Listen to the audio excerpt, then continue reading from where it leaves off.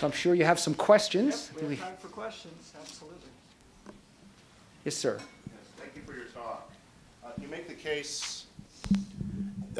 the case that conservatives should embrace limited government and rock liberalism, but you also make a very convincing case that that conservatives are excluded from the halls of power, from business corporations, and from various other areas.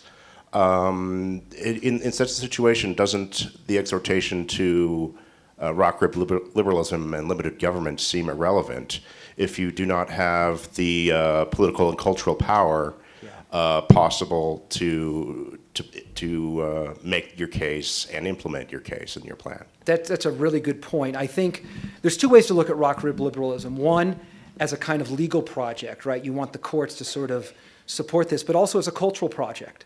That is, and your point that you raised is really interesting given the nature of the way we communicate today and given the dominance of tech companies like Google and others, right? I mean, or Facebook, right? So you want to get your news, right? So what do? You Google something, or you go, you Google a particular name or an individual or an event, and right, what pops up? I mean, are you really sure that those are the, what sort of sources are you getting? So yeah, I mean, the difficulty today is that the space between private and public is vanishing very quickly. So it's not clear. I don't think that there is a government solution to this problem concerning. I would rather not have the government, let's say, have something like the fairness doctrine enforced on Google, because I think that's far worse, or whomever runs whatever search engine. But yeah, I do think the only way to change that is to make the case. And at the end of the day, I mean, that's the best we can do. I mean, but yeah, I mean, there's great irony here is that you have in corporate America, corporate America doing things to influence legislation, but technically they're not the government, right? So what happens in Indiana, you have that time Governor Pence signing a bill, state version of RFRA, and then the NCAA threatens to, whatever, I don't know, different sport. I think the NFL made all these companies and sports leagues threaten, but the government was actually technically never involved, right? There was a time where that kind of even corporate censorship was frowned upon, right? In other words, if anyone tried that publicly, it would have a negative effect. But today, there seems to be only an upside to it. I mean, in terms of the corporate. I mean, at the end of the day, corporations want to make money. If they realize that they're going to make money going in that direction, they're going to do it, right? But I would hesitate to want the state to interfere in any way.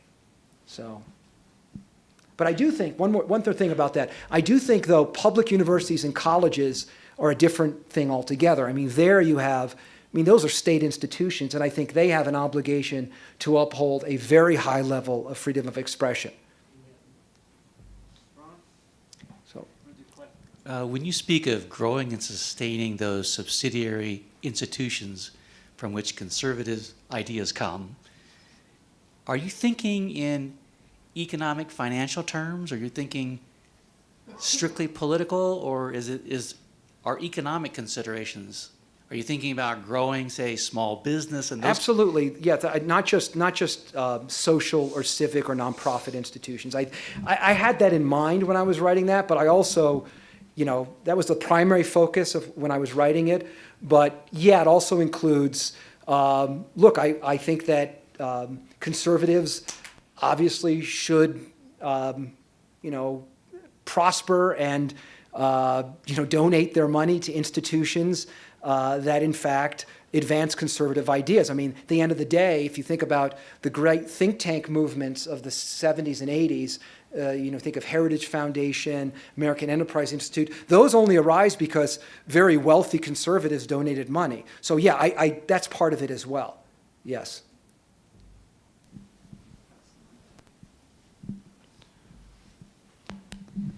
For some time now, we've had the Amish community among us that dress differently, that do not follow the technologies that we, our civilized way of living. They have their own way. Now we have a whole group of Muslims, communities are being formed that want to establish a Sharia law to operate their community. This is creating a lot of tension. How do we handle that as in a conservative approach? That's a great question. I know I'm not an expert on Islam or Sharia law. My concern, though, for legislation that tries to limit communities, here's my concern. I can easily imagine, let's say the state of Colorado or another state passed legislation that said that the government cannot take into consideration any sort of judicial practice in religious groups.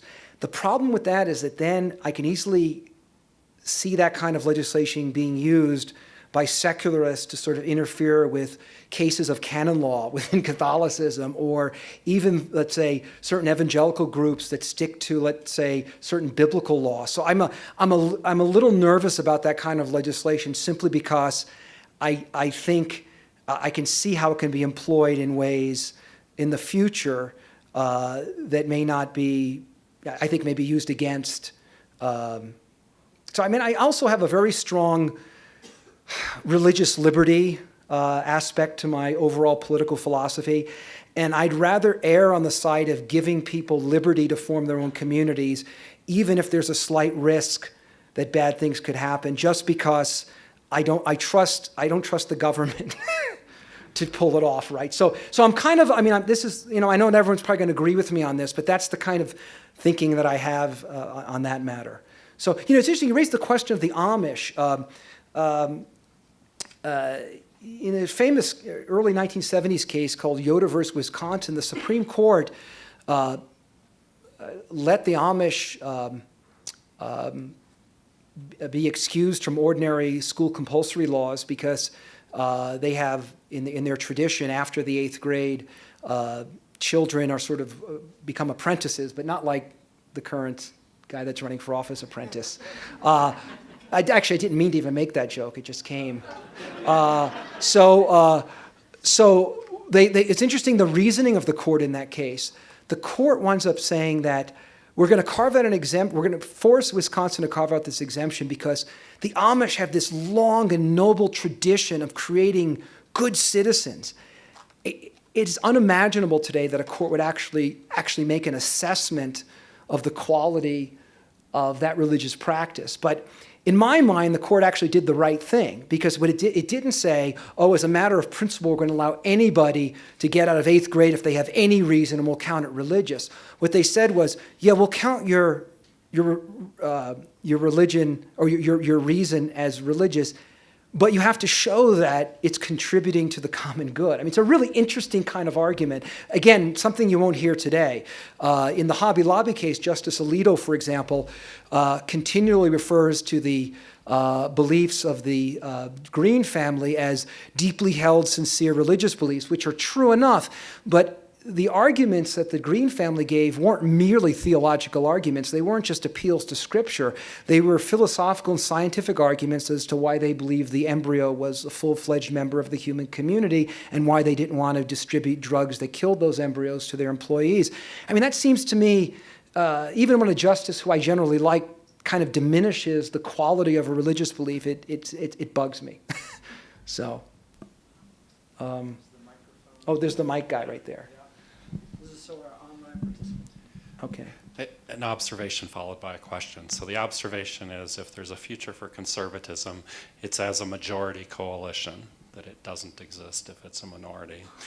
And you made the case very well that during the Reagan era, there was a conservative coalition that was a majority, and then you made the case for why that coalition doesn't exist as a majority today. It seemed like there were elements of your talk where you were hinting at what a majority coalition would look like in the future. Could you clarify that? Yeah, that's a really good question. I was actually thinking when I was writing this of conservatives being in the minority.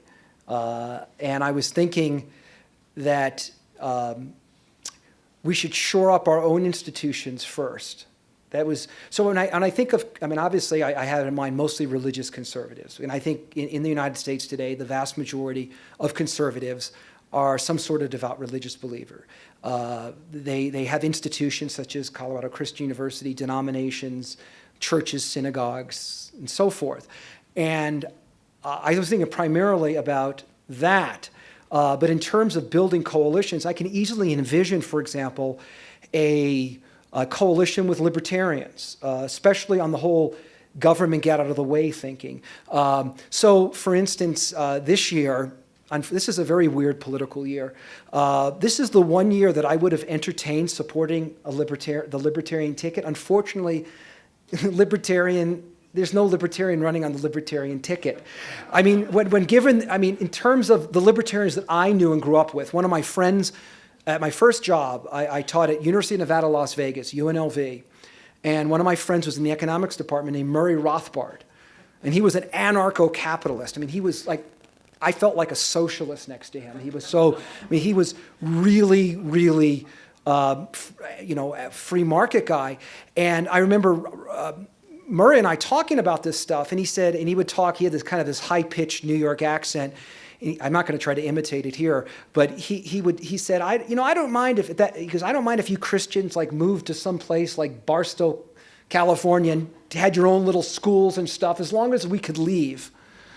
There was a sense, and that kind of, and what I'm suggesting then is a kind of mini federalism then. Getting people, let's say, who don't agree with social conservatism on a lot of these moral issues, to just simply say, okay, we're going to let you have your own flourishing communities, and that to me, but it's not clear whether that's even possible today, given the vast infrastructure of the administrative state. And that's where I think, like even after Obergefell, I thought, okay, what's the next hill to die on? And to me, it occurred that if at this point, let's say, you had people say, look, we understand that on an issue so deeply divisive as this, that people will come to different conclusions about the nature of marriage. After all, we live in a free society. Whenever you get a bunch of people together in a free society, they're going to come to different conclusions, which is, of course, is the heart of the kind of liberalism that arises in the 1970s. Right? In fact, that liberalism of the 70s arises precisely to answer these questions. It's really the sexual revolution that animates people, like some of you may be familiar with the names of some of these philosophers, John Rawls, Ronald Dworkin, Judith Jarvis Thomson, Thomas Nagel. They're all writing during this time, and they're trying to figure out a way so that they can sort of do what they want, but at the same time make a case for people that are socially conservatives. And their argument was essentially, just leave us alone. And it's fascinating to see so that leave us alone crowd, I think, is ultimately the ally. But maybe culture can't be that way. I mean, I'll entertain this possibility. Maybe politics, like nature, abhors a vacuum. You really can't have a society with more than one culture, right? So. One more question. Thanks. You clearly don't see either of the statistically legitimate candidates in this election as acceptable options for the country. As a conservative and a Christian who wants to sort of take back the country to what it was meant to be, who do you support and endorse?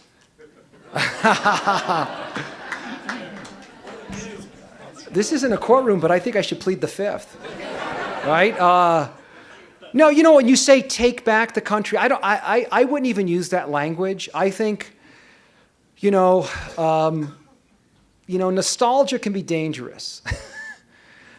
So I don't think there ever was a golden age. I mean, I think back, my wife and I have this conversation. We think, oh, I really miss the 1980s. Actually I say, I miss that other Clinton, the 90s. So there's a sense in which we sometimes maybe read back into, whether it's our own past or the distant past, things that weren't as they really were. But no, I'm not going to answer the question. I'm just not going to answer the question. So, But it's a good question. It was a courageous question. No safe space. So thank you. So- We're going to do one question because we did realize we Okay. took questions just from the left. Oh, okay. So we're going to do one on the right. And of course, if we're going to do one on the right, you got to do Randy Corcoran. So Thank you. I appreciated the kind of the satellite view of how we try and look ahead, because these movements they go, up and down, and they're very slow to grow. There's waning and advancing. But what I'm really focused on right now is the huge division that's right here on the ground level. The conservative movement right here in my own state and around the country is divided into 1,000 different pieces. Yeah. And what I was hoping to come away from, and I'm still trying to figure it out and hope you can help, is what message about the future of conservatism can we start to focus on that may bring some of these broken pieces back together? Yeah, that's a great question. I think about that myself.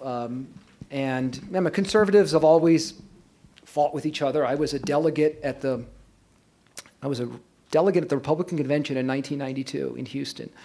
And I remember the fights we had from Nevada. So we had fights about the platform. But once somebody was selected, there was obviously people rallied around that individual.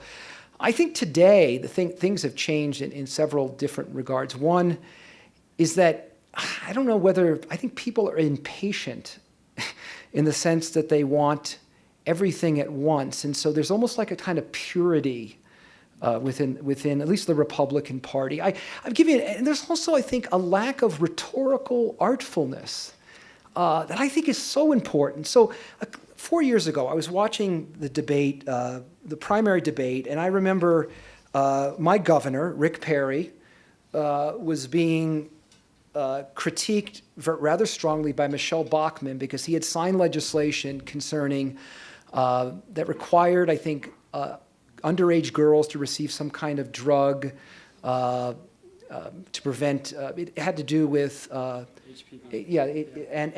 And he was just really ripping him. And I thought, I turned to my wife and I said, wouldn't it have been great if Michelle Bachmann had turned to Rick Perry and said, Governor, I know when you signed in that legislation, you really had your heart in the right place. You really meant to advance public health, and I'm not criticizing you for that. What I'm criticizing you is for a policy that I think ultimately does it.